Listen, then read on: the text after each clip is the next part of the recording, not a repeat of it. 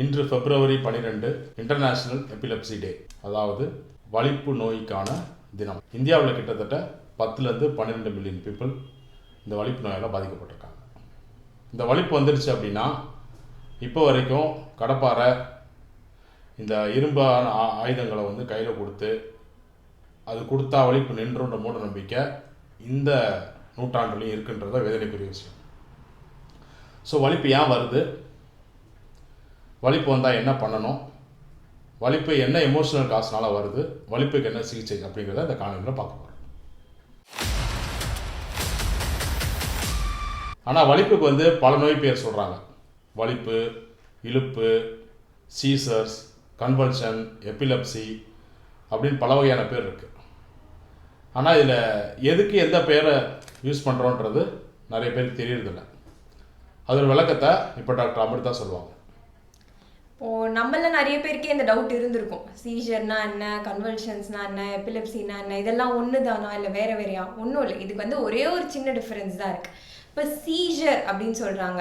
சீஜர்னா என்னென்னா, நம்ம பிரெயினில் இருக்கிற நியூரான்ஸ்லேருந்து வர ஒரு அப்நார்மல் எலக்ட்ரிக்கல் இம்பல்ஸ். அந்த அப்நார்மல் எலக்ட்ரிக்கல் இம்பல்ஸ் ரொம்ப ரேப்பிடாக இருக்குது. அதை தான் சீஜர்னு சொல்லுவாங்க. இது முற்றிலுமாக பிரெயின்குள்ளே நடக்கக்கூடிய ஒரு விஷயம். சீஜர்ன்றது பிரெயின்லேருந்து ஒரு அப்நார்மலாக ஒரு எலக்ட்ரிக்கல் இம்பல்ஸ் ஜாஸ்தியாக வருது பிரெயின்லேருந்து, அதை சீஜர்னு சொல்லுவாங்க. அதில் 2 டைப்ஸ் இருக்குது, ப்ரொவோக்ட் அண்ட் அன்ப்ரொவோக்ட். அதை பற்றி இப்போ போக வேண்டாம். இப்போது கன்வல்ஷன்ஸ்னா என்ன, சீஜர்னா இது ஓகே. இப்போ கன்வல்ஷன்ஸ்னா என்ன, கன்வல்ஷன்ஸ் என்னன்னா இந்த சீஜரோட சிம்டம்ஸ் தான் கன்வல்ஷன். அதாவது இந்த பிரெயின்லேருந்து வர அந்த அப்நார்மல் எலக்ட்ரிக்கல் இம்பல்ஸ்னால நம்ம உடம்புல மசில்ஸ் கான்ட்ராக்ட் ஆகி ரிலாக்ஸ் ஆகுது, அதுவும் வேகமாக. இந்த வேகமாக மசில்ஸ் கான்ட்ராக்ட் ஆகி ரிலாக்ஸ் ஆகுது இல்லையா, இதை தான் கன்வல்ஷன்ஸ்னு சொல்கிறாங்க. ஸோ சீஜரோட சிம்டம் தான் கன்வல்ஷன்ஸ். சரி, இப்போ இது ரெண்டுமே ஓகே. அப்போ எபிலெப்சின்னு சொல்கிறாங்களே, அது என்னது? ஒன்றும் இல்லை. எபிலெப்சினா என்னென்னா, ரெக்கரண்ட்டாக வர அன்ப்ரொவோக்டு கன்வல்ஷன்ஸ் தான் எபிலெப்சின்னு சொல்கிறாங்க. ஸோ இப்போ ப்ரொவோக்ட் அண்ட் அன்ப்ரொவோக்டுன்னு சொன்னேன் இல்லையா, சீஜரில் 2 டைப்ஸ் இருக்குது, ப்ரொவோக்ட் அண்ட் அன்ப்ரொவோக்ட். ஸோ ப்ரொவோக்டுனா என்ன, ப்ரொவோக்டு அந்த வேர்ட் மீனிங்கில் என்ன சொல்லு, பின்னாடி ஏதோ ஒரு காரணம் இருக்குது. ஸோ எந்த காரணத்தினால ப்ரொவோக் ஆகி இந்த சீஜர் வருதுன்ற காரணங்கள், அதுக்கு நிறைய காரணங்கள் இருக்குது. அது என்னென்னு பார்த்தீங்கன்னா, உடம்புல மெட்டபாலிக் டிசார்டர்ஸ் ஏதாவது, இல்லை எலக்ட்ரோலைட் இம்பேலன்ஸ் ஏதாவது, இந்த நம்ம உடம்புல சோடியம் கம்மியாக இருந்தால் ஹைப்போநாட்ரிமியா, இல்லை சோடியம் அதிகமாக இருந்தால் ஹைப்பர் நாட்ரிமியா, குளுக்கோஸ் லெவல் கம்மியாக இருந்தால் ஹைப்போகிளைசீமியா, இல்லை குளோரைட் லெவல்ஸ் அதிகமாக இருந்தால், ஸோ இந்த மாதிரி கண்டிஷன்ஸ்னால ப்ரொவோக் ஆகி சீஜர் வரலாம். இது ஒன்று. ரெண்டாவது சில பேர் சில ட்ரக்ஸோட டாக்ஸிக் எஃபெக்ட்ஸ்னால வரலாம் சீஜர்ன்றது. மூணாவது, நிறைய பேருக்கு காமனாக இருக்கிறது, குழந்தைங்களுக்கு ஃபீவர் டைமில், அதாவது 102 இல்லை 103 அந்த மாதிரி ஒரு ஃபீவர், ஹை டெம்பரேச்சர்ஸ் போகும்போது சில பேருக்கு இந்த வலிப்பு வருது இல்லையா, அது பேர் ஃபெப்ரைல் கன்வல்ஷன் சொல்லுவாங்க. 3. 4வது என்னன்னா, நிறைய பேர் இந்த ஆல்கஹால் இல்லை ட்ரக்ஸு இந்த நிறுத்துறப்போ, அந்த விட்ராவல் சிண்ட்ரோம் சொல்லுவாங்க, இந்த குடிப்பழக்கத்தை விட்டு நிறுத்துறப்போ அவங்களுக்கு இந்த மாதிரி சிம்டம்ஸ் வரும். அது சில பேருக்கு என்னன்னா, மூளையில் இன்ஃபெக்ஷன் இருக்கிறதுனால, பிரெயின் இன்ஃபெக்ஷன், சிஎன்எஸ் இன்ஃபெக்ஷன்ஸ் இருக்கிறதுனால இது வரலாம். அது இல்லாமல் பார்த்தீங்கன்னா, அந்த பிரெயினில் இருக்க இன்ஃபெக்ஷன் நம்ம பிளட்ல ஸ்ப்ரெட் ஆயிடுச்சுன்னா அதனால கூட வரலாம். சில பேருக்கு ஹைபாக்சிக் இன்ஜூரி அப்படின்னு சொல்லுவாங்க. குழந்தைங்க பிறக்க போதே வர ப்ராப்ளம்ஸ், அது பிரெயினுக்கு ஆக்சிஜன் சப்ளை சரியாக போகாததுனால வர பிரெயின் இன்ஜூரி, அது ஹைபாக்சிக் இன்ஜூரின்னு சொல்லுவாங்க. ஸோ அதனால கூட வரலாம். இன்னொன்று என்னன்னா, ட்ராமாட்டிக் பிரெயின் இன்ஜுரி, நம்மளே நிறைய பேருக்கு தலையில் அடிபட்டதுக்கு அப்புறம் இந்த மாதிரி ப்ராப்ளம்ஸ் வரலாம். ஸோ இந்த மாதிரி பல வகையான காரணங்கள்னால ப்ரொவோக் ஆகி வர சீஜர் தான் ப்ரொவோக்டு சீஜர்னு சொல்லுவாங்க. ஸோ எபிலெப்சினா என்னன்னு சொன்னேன், ரெக்கரண்டாக வர அன்ப்ரொவோக்டு சீஜர். இந்த மாதிரி எந்த காரணங்களும் இல்லாமல் திருப்பி 2 அல்லது 3 முறைக்கு மேலே ஒருத்தருக்கு இந்த மாதிரி வந்துக்கிட்டே இருக்குன்னா அதை தான் எபிலெப்சின்னு சொல்லுவாங்க. ஸோ எபிலெப்சி இதை நம்ம எப்படி கண்டுபிடிக்கலாம், என்ன சிம்டம்ஸ் இருக்கும் இதுக்கு அப்படின்னு பார்த்தீங்கன்னா, 3 வகைகள் இருக்குது. டோனிக், குளோனிக், அட்டோனிக். ஸோ டோனிக் அப்படின்னா என்னன்னா, ஒன்றும் பெரிய வித்தியாசம் இல்லை. டோனிக்னா என்னன்னா, அந்த பர்சனோட மசில்ஸ் ரொம்ப ரிஜிட் ஆகிடும். அவங்களுக்கு இந்த வலிப்பு, இந்த கன்வல்சிவ் மூமெண்ட்ஸ் எல்லாம் இருக்காது, மசில்ஸ் எல்லாம் ரொம்ப ரிஜிடாக அப்படி விரைச்சிருப்பாங்க, அது டோனிக்.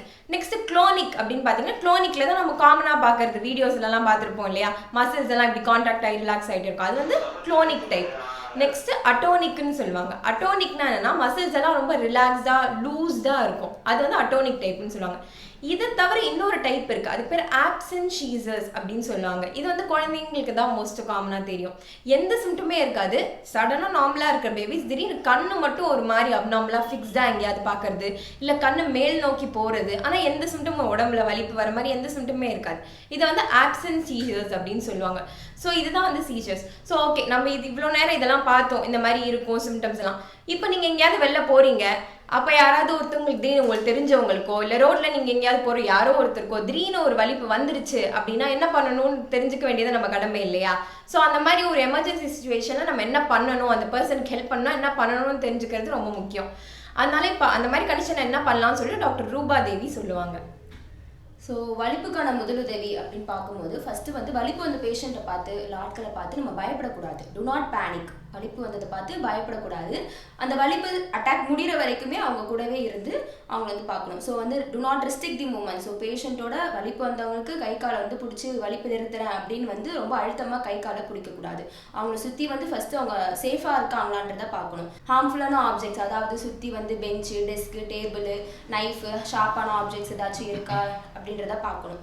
நெக்ஸ்ட்டு பார்க்கும்போது loose and the clothes. So வந்து மேலாக இருந்தாங்கன்னா காலர் போட்டிருக்கலாம், டை போட்டிருக்கலாம், இல்லை வந்து ரொம்ப டைட்டான ட்ரெஸ் போட்டிருக்கலாம், டைட்டான ஆர்னமெண்ட்ஸ் போட்டிருக்கலாம். அப்படி ஆர்னமெண்ட்ஸ் ஏதாவது டைட்டாக இருந்துச்சுன்னா அதை வந்து லூசன் பண்ணிவிடும். லூசன் பண்ணுறதுனால வந்து அவங்க வந்து கொஞ்சம் ஈஸியாக ப்ரீத் பண்ண கொஞ்சம் ஈஸியாக இருக்கும்.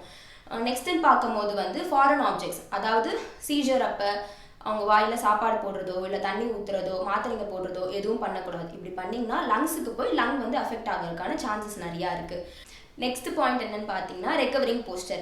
பேஷண்ட்டோட ரைட் ஹேண்டை லெஃப்ட் ஷோல்டரில் வந்து பிளேஸ் பண்ணி காலை ரைட் லெக்கை வந்து தூக்கி வச்சு அவங்கள லெஃப்ட் சைடில் படுக்க வைக்கணும். அப்படி படுக்க வைக்கும் போது தலைக்கு வந்து ரொம்ப சாஃப்டான ஷாலோ இல்லைனா பில்லோவோ ஏதாச்சும் வச்சு சப்போர்ட் பண்ணும்போது அவங்க சலைவா வந்து வாய் வழியாக வெளில வரும். அப்படி வாய் வழியாக வெளில வரும்போது அவங்களுக்கு அந்த நேரத்தில் அன்கான்ஷியஸ் ஸ்டேட்டில் இருக்கும்போது அவங்களால வந்து சலைவாவை முழுங்குறதுக்கான திறன் இருக்காது. சலைவா வெளில வந்துருச்சுன்னா ஆஸ்பிரேஷனை வந்து நம்ம அவாய்ட் பண்ணலாம். நெக்ஸ்ட் டைம் பார்க்கும்போது கையில் வந்து சாவி கொத்து கொடுக்கறது. இது வந்து நம்ம மோஸ்ட்டாக எல்லாருமே பண்ணுவாங்க. கையில் சாவி கொத்து கொடுக்கறது இல்லை அயன் ராட் கொடுக்கறது. இப்படி கொடுத்தா வந்து சீசர் இந்த வலிப்பு வந்து நிற்கும்னு நினச்சிருப்பாங்க. அதெல்லாம் இல்லை. அதெல்லாம் கொடுத்தீங்கன்னா மேலும் அவங்க வந்து அவங்கள தான் ஹார்ம் பண்ணிப்பாங்க. அதை வச்சு அடிச்சுக்கிறது. ஸோ அதெல்லாம் கொடுக்கக்கூடாது. நெக்ஸ்ட்டு வந்து ஒரு சீசரு இல்லை வலிப்புன்றது வந்து 1 to 5 minutes வரை லாஸ்ட் ஆகலாம். ஸோ அதுக்கு மேலே 1 to 5 minutes மேலே 5 minutesக்கு மேலே அவங்களுக்கு வந்து வலிப்பு இருக்குன்னா கண்டிப்பாக வந்து மெடிக்கல் எமர்ஜென்சி ஆம்புலன்ஸ் கால் பண்ணுறதோ இல்லை பக்கத்தில் இருக்க ஹாஸ்பிட்டல் கிளினிக் கூட்டிகிட்டு போய் ட்ரீட்மெண்ட்டை வந்து ஸ்டார்ட் பண்ணணும். எதுக்காக வலிப்பு வந்துச்சுன்றதை வந்து கண்டிப்பாக டயக்னோஸ் பண்ணணும். நெக்ஸ்ட்டு வந்து சைல்ட்ஹுட் இல்லை பேபிஸில் இன்ஃபன்ஸில் பார்த்தீங்கன்னா வலிப்புக்கு அப்புறம் தூங்குறது வந்து ரொம்பவே normal. So 1/2 hour to 2 hours வரை பேபிஸ் வந்து தூங்குவாங்க. அப்படி தூங்கும்போது அவங்க அன்கான்ஷியஸ் ஸ்டேட்டில் இருக்கிறாங்கன்னு நினச்சிட்டு நம்ம வந்து அவங்கள எழுப்பக்கூடாது. எவ்வளோ நேரம் தூங்குறாங்களோ விட்டுருணும். ஓகே, இப்போ வலிப்புனா என்ன, சீசர்னா என்ன, எபிலெப்சினா என்ன, கன்வல்ஷன் என்னன்னு டாக்டர் அமிர்தா தெளிவாக சொல்லியிருப்பாங்க, புரிஞ்சிருக்கும்னு நினைக்கிறேன். அதான் ஃபெப்ரேல் கன்வல்ஷன் அப்படின்னு சொல்லுவாங்க. ஜுரம் வந்ததுன்னா வர்ற அந்த இழுப்புக்கு பேர் ஃபெப்ரேல் கன்வல்ஷன். ஸோ கன்வல்ஷனில் ஏதோ ஒரு ப்ரொவோக்மெண்ட் இருந்தால் வரும். நம்ம தான் கரெக்டு தானே? ஸோ ப்ரொவோக்கிங்கே இல்லை, திடீர்னு வருது அப்படின்னா அது பேர் எபிலெப்சி. ஸோ என்னெல்லாம் பண்ணணும்? இந்த டிவி பழங்காலத்தில் சினிமாவில் காட்டுற மாதிரி சாவி குத்த கொடுக்கறது, இரும்பை கையில் கொடுத்தா வலிப்பு நின்றுன்ற மூட நம்பிக்கையிலேருந்து இதுக்கப்புறமா தான் நம்ம வெளியே வரணும். ஓகே, இப்போ இந்த 12 மில்லியன் பீப்புளுக்கு வருது அப்படின்னா அவங்களுக்கான மன ரீதியான காரணங்கள் என்ன, emotional cos of this convulsion, வலிப்பு என்ன அப்படின்னு பார்க்க போகிறோம். ஒருத்தருக்கு வாழ்க்கையில் திடீர்னு எதிர்பாராத சம்பவங்கள் நடந்து அவங்களால அதை ஒருத்தர்கிட்ட வெளிப்படுத்த முடியலை, அவங்க க்ளோஸாக இருக்கிறவங்ககிட்டயே வெளிப்படுத்த முடியலை, அவங்க என்ன நினைக்கிறாங்க, அவங்க என்ன சொல்ல வராங்க, அவங்க மனசில் என்ன ஓடுது, அவங்க கன்சர்ன் என்ன அப்படிங்கிறத அவங்களால வெளியே சொல்லவே முடியலை அப்படிங்கிறவங்களுக்கு தான் இந்த மாதிரியான வலிப்பு ஏற்படுது. அவங்களுக்கு இந்த மாதிரி துக்க நிகழ்ச்சி நடந்ததுக்கப்புறமா அவங்களுடைய கான்ஃபிடென்ட் இழந்து அவங்களுக்கு ஒரு பவர் இல்லாத மாதிரி ஃபீல் பண்ணுறாங்க. They feel powerless. So power இல்லாதனால அவங்களால வந்து அவங்களோட சக்தி இல்லை அப்படிங்கிற எண்ணம் இருக்கிறதுனால அவங்களால மற்றவங்கள்ட்ட அவங்களுடைய உடம்புல என்ன நடக்குது, மனசு என்ன நடக்குதுன்றதை ஷேர் பண்ணுறதுக்கு முடியல. இது வந்து திடீர்னு வரும். அதாவது இந்த வலிப்புங்கிறது நல்லா பேசிட்டே இருப்பாங்க, திடீர்னு வரும். அதாவது இந்த ஒரு பூகம்பம் வர்ற மாதிரி, அசீஃப் லைக் அன் எர்த்குவேக், பூகம்பம் வர்ற மாதிரி திடீர்னு வரும். சுற்றி இருக்கவங்க எல்லாருமே பயமுடுத்திடும். சடனாக வரும். சடனாக வரும், அதிர்வு ஜாஸ்தியாக இருக்கும், அந்த எல்லாரும் சுற்றி ஒரு அதிர்வலையை ஏற்படுத்திடும். இதுதான் வந்து வலிப்பினுடைய தன்மையாகவும் இருக்கும். அவங்களால அவங்க கருத்தை வெளியே சொல்ல முடியாதனால அவங்க வந்து வலிப்பு சமயத்தில் நாக்கை கடிச்சிக்கிறாங்க. இது வந்து அவங்க என்ன நினைப்பாங்கன்னா, இந்த விஷயத்தை வெளியே சொல்கிறத விட நம்மளே வச்சுக்கலாம் அப்படின்னு நினைக்கிறதுனால அவங்க நாக்கு கடிக்கிறதுக்காக ஆளாகிறாங்க. அவங்க வந்து அவங்க மேலேயே வந்து ஒரு அதிருப்தியை ஏற்படுத்திப்பாங்க. அதனால ஒரு கில்ட்டி ஃபீலிங் இருக்கும். அந்த கில்ட்டி ஃபீலிங் யார்கிட்ட ஷேர் பண்ண மாட்டாங்க. அதாவது அவங்க ஒரு தவறு பண்ணிட்டாங்க அப்படின்னா, இது வந்து செகண்ட் எமோஷனல் காஸ். அவங்க ஒரு தவறு பண்ணிட்டாங்க அப்படின்னா அந்த தவறை அவங்களே மன்னிக்க மாட்டாங்க. அதுதான் அவங்கள்ட்ட இருக்க மிகப்பெரிய பிரச்சனை. வந்து ஏன் தவறை மன்னிக்க மாட்டாங்கன்னா, மற்றவங்களுடைய அன்பை அவங்க இழந்துருவாங்க அப்படின்னு ஒரு அச்சம் அவங்க உடம்புல, அவங்க மனசில் மற்றவங்களோட அன்பை இழந்துருவாங்கன்ற ஒரு பயம் அவங்க மனசில் இருந்துக்கிட்டே இருக்கும். அதுதான் வந்து இதற்கான காரணம். அதாவது இன்டர்பர்சனல் ரிலேஷன்ஷிப், இதில் வந்து ஒவ்வொரு எமோஷனல் காஸ்ட்லேயும் வந்து ஐபிஆர் பார்க்குறது நம்ம வழக்கம். அப்படி எந்த ஒரு நபருக்கு இந்த வலிப்பு வரும் அப்படின்னா, அவங்கள யார் நேசிக்கலை அப்படின்னு அவங்க நினைக்கிறாங்களோ, அது இல்லாமல் அவங்கள வந்து வாழ்க்கையில் அவங்களுக்கு தேவையில்லை அப்படின்னு நினைக்கிறாங்களோ, ஒரு ரொம்ப பதட்டமான ஒரு அம்மா, ஓவர் ப்ரொடக்டிவ் மதர் அப்படின்னு சொல்லலாம். அங்கே போகாத, இங்கே போகாத, வீட்டிலே இரு, அப்போ தான் பத்திரமா இருப்பேன் அப்படின்னு சொல்கிற ஒரு அம்மாவுக்கு பிள்ளையாக இருக்கிறவங்களுக்கு இந்த வலிப்பு வர்றதுக்கான காரணம் நிறையா இருக்குது. இந்த ஓவர் கேர்டு மதர்ஸ் என்ன பண்ணுவாங்க அப்படின்னா, பிள்ளைங்க தூங்கிட்டு இருந்தால் கூட இவங்க தூங்குறாங்களா இல்லை வலிப்பு வந்து டயர்டாக படுத்துருக்காங்களா அப்படிங்கிற ஒரு எண்ணத்தில் அவங்க நைட்டு எழுப்புகிற பழக்கமும் நான் நிறைய பேருக்கு நான் பார்த்துருக்கேன். ஸோ ஓவர் கேர்டு மதர்ஸ் இருக்கிற பிள்ளைங்களுக்கும் இந்த பிரச்சனை வருவதற்கான காரணம் இருக்குது. நீங்கள் எல்லோரும் ஒரு காமெடி பார்த்துருப்பீங்க, செத்து செத்து விளையாடலாமா, அதில் வந்து முத்துக்காலையும் வடிவேலும் நடிச்சிருப்பாங்க. அதுமாரி வலிப்பு வந்தவங்களுக்கு வந்து என்ன தோணுன்னா, நம்ம இந்த வாழ்க்கையை முடிச்சிருவோம், புதுசாக ஒரு வாழ்க்கையை வாழ்வோம் அப்படின்னு நினைப்பாங்க.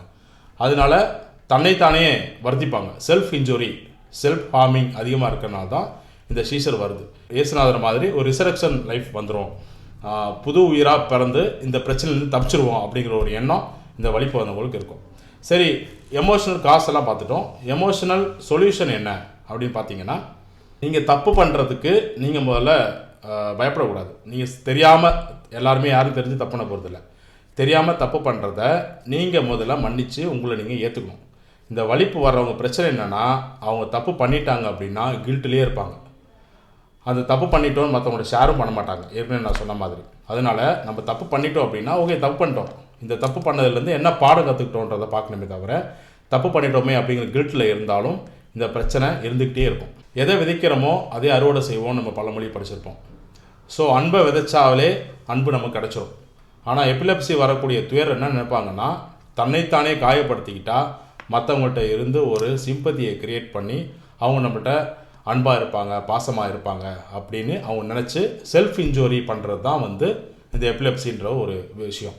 அதனால் நம்ம அன்பை விதைக்கிறோம். இந்த எபிலெப்சி இருக்கிற எல்லாருமே, இந்த வீடியோ பார்க்குறவங்க எல்லாருமே, நீங்கள் சொசைட்டிக்கு, உங்கள் ஃபேமிலிக்கு, உங்களுக்கே ஒரு அன்பை விதைச்சிட்டிங்க அப்படின்னாலே தானாக உங்களுக்கு அன்பு வரும்.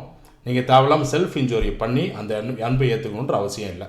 வர்ற ப்ராப்ளத்தை நீங்கள் ஃபேஸ் பண்ணணும். சப்போஸ் நீங்கள் தப்பு பண்ணிட்டீங்க, உங்களாலே ஒரு பிரச்சனை உங்களுக்கு வந்துருச்சு அப்படின்னா அந்த ப்ராப்ளத்தை ஃபேஸ் பண்ண தவிர ஓடி ஒழியக்கூடாது. அதை வந்து உங்கள் நண்பர்கள்கிட்ட, உங்கள் பேரண்ட்ஸ்கிட்ட ஷேர் பண்ணிங்க அப்படின்னாலே இந்த பிரச்சனைலேருந்து வெளியே வந்துடலாம்.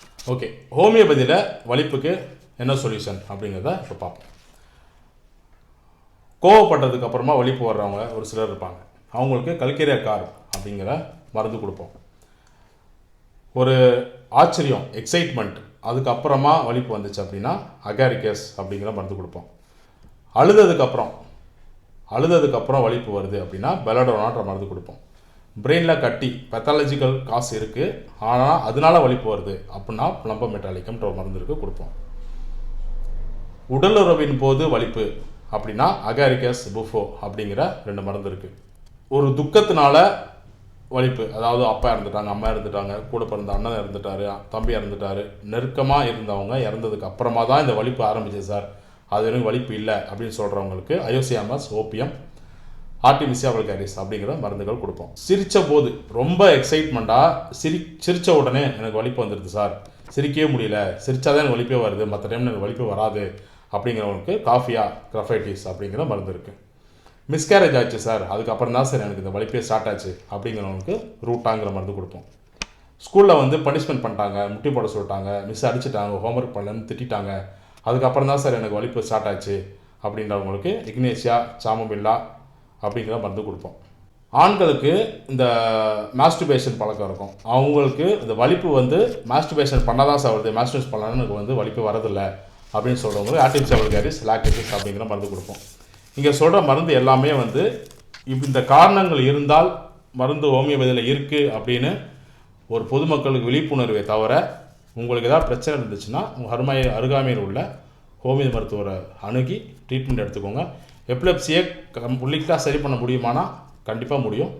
வாழ்நாள் ஃபுல்லாக மருந்து சாப்பிட வேண்டிய அவசியம் இல்லை. எனக்கு நேற்று எபிலெப்சி வந்துச்சு, நான் இன்றைக்கி உங்கள்கிட்ட வந்துட்டேன் அப்படின்னா ஒரு 1 இயர் மேக்ஸிமம் கம்ப்ளீட்டாக சரியாயிடும். நான் 5 இயர்ஸாக ட்ரீட்மெண்ட் பார்த்துட்ருக்கேன் சார், எனக்கு எத்தனை வருஷம் சரியாகும்னா ஒரு 2 இயர்ஸ் 3 இயர்ஸ் ஆகும். நீங்கள் அலோபதி மெடிசனோட சேர்த்து ஹோமியோ மெடிசன் சேர்த்து சாப்பிட்ற மாதிரி இருக்கும். கிராஜுவலாக அலோபதி மெடிசன் ஸ்டாப் பண்ணிவிட்டு ஹோமியோ மெடிசனுக்கு எடுக்கிற மாதிரி இருக்கும். அதுக்கப்புறம் ஹோமியோ மெடிசனை வித்ட்ரா பண்ணிடலாம். இதுதான் வந்து ப்ரொசீஜர். ஸோ ஹோமியோபதிலையும் வலிப்புக்கு மருந்து இருக்குது அப்படிங்கிற ஒரு அவேர்னஸும் இந்த வீடியோவில் நான் கொடுத்துட்றோம். மறுபடியும் இன்னொரு வீடியோவில் சந்திப்போம். நன்றி.